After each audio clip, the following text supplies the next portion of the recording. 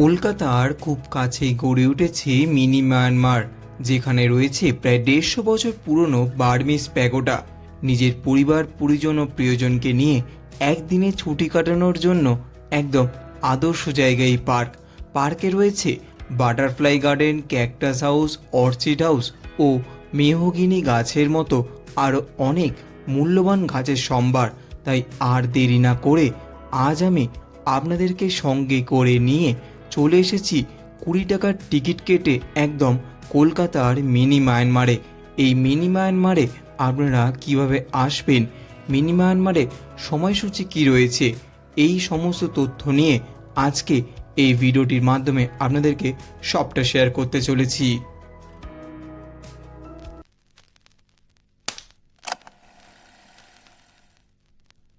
নমস্কার বন্ধুরা, আশা করি সকলে ভালো আছেন এবং সুস্থ আছেন। একটি নতুন ভিডিওতে আপনাদের সবাইকে জানাই স্বাগতম। আজ আমি এসেছি কলকাতার মিনি মায়ানমার, যার আরেক নাম কলকাতার ইডেন গার্ডেন পার্ক। এই কলকাতার ইডেন গার্ডেন পার্ক কিন্তু একদম কলকাতার ইডেন গার্ডেনের পাশেই অবস্থিত, যা অনেকেরই অজানা। কলকাতার ইডেন গার্ডেন পার্কে আপনারা কিভাবে আসবেন, এই ইডেন গার্ডেন পার্কের টাইমিং কী আছে এবং এখানের প্রবেশ মূল্য কী, এই সমস্ত তথ্য আজকে এই ভিডিওটার মাধ্যমে আপনাদেরকে সম্পূর্ণভাবে শেয়ার করতে চলেছি। তাহলে চলুন আর বেশি কথা না বলে, আর বেশি দেরি না করে আজকে ভিডিওটা শুরু করা যাক। প্রথমে আপনাদের বলবো কিভাবে আপনারা ইডেন গার্ডেন পার্কে আসবেন।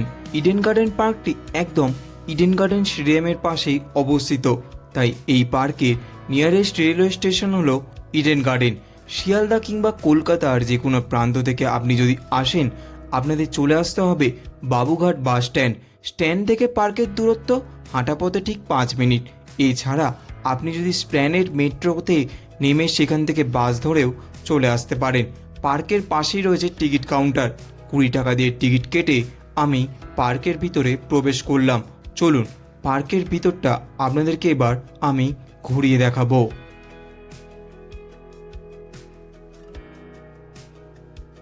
আচ্ছা, আমি কিন্তু এই পার্কের ভিতর প্রবেশ করে গেছি। চলুন আপনাদের এই পার্কটা আজকে সম্পূর্ণভাবে ঘুরিয়ে দেখাবো এবং জানাবো এই পার্কের সম্পূর্ণ ইতিহাস।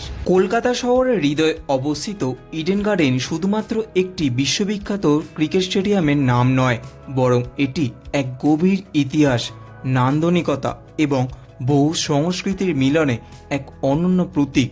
আজকের দিনে যখন ইকো পার্ক, এলিয়ট পার্ক কিংবা কলকাতার বিভিন্ন পার্ক শহরের মানুষদের কাছে এতটা জনপ্রিয় বিনোদনস্থল, তখন অনেকেই ভুলে যান যে কলকাতার পার্ক সংস্কৃতির সূচনা হয়েছিল এই ইডেন গার্ডেন পার্কের হাত ধরেই।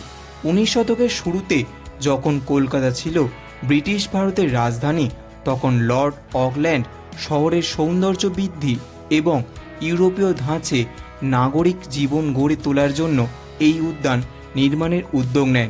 তার 2 বোন এমিলি ইডেন এবং ফ্যামি ইডেন এই বাগানের পরিকল্পনা ও রূপায়ণে গুরুত্বপূর্ণ ভূমিকা পালন করেছিলেন।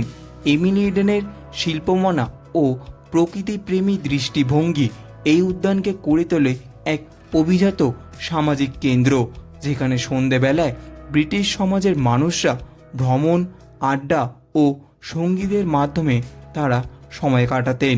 1840 সালে অকল্যান্ড সার্কাস গার্ডেন নামে উদ্বোধনের পর এটি ইডেন গার্ডেন নামে পরিচিতি লাভ করে, যা আজও সেই ঐতিহ্যের স্মারকলিপি। সেই সময় কলকাতায় এই বাগান ছিল এক ধরনের সামাজিক মঞ্চ, যেখানে সংস্কৃতি, অভিজাত্য ও নান্দনিকতার এক অপূর্ব মেলবন্ধন ঘটত। এই ঐতিহাসিক উদ্যানের বুকে লুকিয়ে রয়েছে এক অসাধারণ স্থাপত্য, একটি বার্মিজ প্যাগোডা, যা কলকাতা নয় বরং দূরবর্তী মায়ানমারের শিল্প ও সংস্কৃতির প্রতিচ্ছবি। 1852 সালে প্রোম শহরে নির্মিত এই প্যাগোডাটি মূলত একটি তাওজাংয়ের এক ধরনের বৌদ্ধ প্রার্থনালয়, যা সম্পূর্ণভাবে কাঠের তৈরি এবং যার গঠনশৈলী অত্যন্ত সূক্ষ্ম ও নান্দনিক। বহুস্তর বিশিষ্ট ছাদ, সূক্ষ্ম কারুকার্য, পৌরাণিক পাখি ও প্রাণীর অলঙ্করণ ও ভেতরের বুদ্ধ মূর্তি, সব মিলিয়ে এটি ছিল এক অসাধারণ শিল্পকর্ম, যা শুধুমাত্র ধর্মীয় নয়, স্থাপত্য শিল্পের দিক থেকেও অত্যন্ত মূল্যবান। 1853 সালে লর্ড ডালহৌসি বার্মা সফরে গিয়ে এই প্যাগোডাটি দেখে মুগ্ধ হন এবং সেটিকে কলকাতায় নিয়ে আসার জন্য সিদ্ধান্ত নেন। পরবর্তীতে এটিকে খুলে ফেলে জাহাজে করে কলকাতায় আনা হয় এবং 1856 সালে ফোর্ট উইলিয়ামের নিকটবর্তী ইডেন গার্ডেনে পুনর্নির্মাণ করা হয় বার্মিজ কারিগরদের দ্বারা। এই ঘটনাটি শুধুমাত্র একটি স্থাপত্য স্থানান্তরের গল্প নয়, বরং এটি এক ঐতিহাসিক সাংস্কৃতিক বিনিময়ের ইতিহাস, যেখানে দক্ষিণ পূর্ব এশিয়ার শিল্পকলার সঙ্গে কলকাতার ঐতিহ্যের এক অনন্য সংযোগ স্থাপিত হয়েছে, যা আজও আমাদের বিস্মিত করে। সময়ের সাথে সাথে ইডেন গার্ডেন হয়ে উঠেছে এক গুরুত্বপূর্ণ সামাজিক ও সাংস্কৃতিক কেন্দ্র। আজকের দিনে সেই ঐতিহ্যের অনেকটাই পরিবর্তিত হয়েছে, তবে তার সৌন্দর্য ও গুরুত্বপূর্ণ একেবারেই ম্লান হয়ে যায়নি।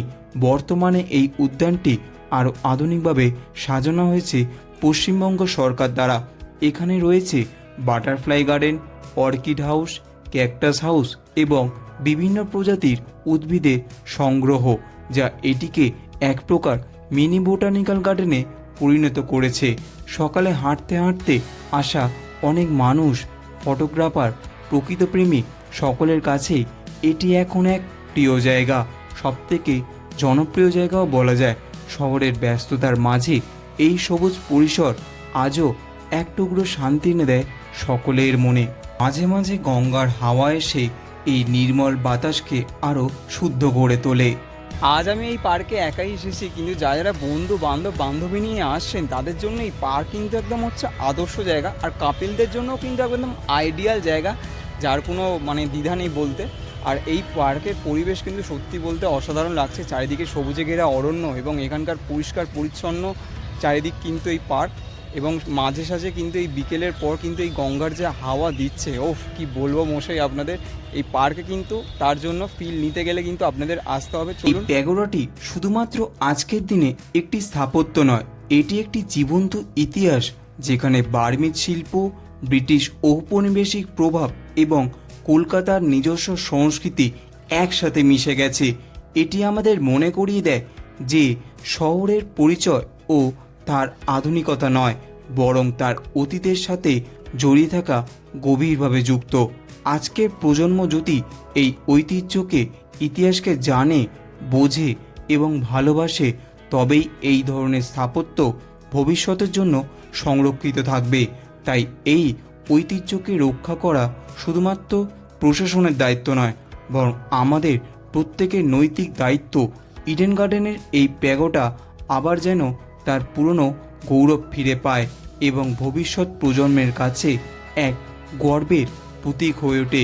এই আশাই রইল, কারণ ইতিহাস তখনই বেঁচে থাকে যখন আমরা তাকে মনে রাখি, তাকে অনুভব করি, তাকে আগলে রাখি। প্যাগোডাটিকে ঘিরে নতুন করে আগ্রহ তৈরি হচ্ছে।